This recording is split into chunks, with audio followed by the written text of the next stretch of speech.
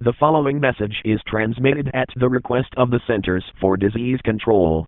An unidentified virus is currently spreading throughout the city of Hundred Oaks, Michigan and in nearby areas. Symptoms of this unidentified virus include the following: nausea, vomiting, sore throat, headache, high fever, lightheadedness, and loss of consciousness.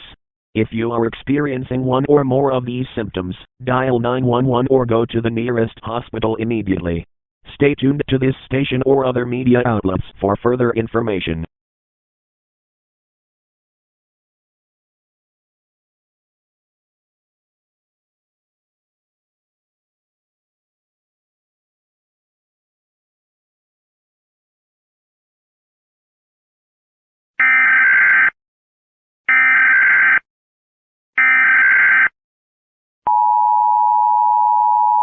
The following message is transmitted at the request of the Centers for Disease Control.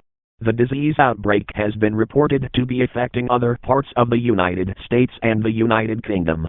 More symptoms have been discovered to this illness. If you see small dark pustules full of a dark mucus, seek medical attention immediately. It is life or death. Many people have succumbed to the disease already. Please stay indoors and wait for further instructions.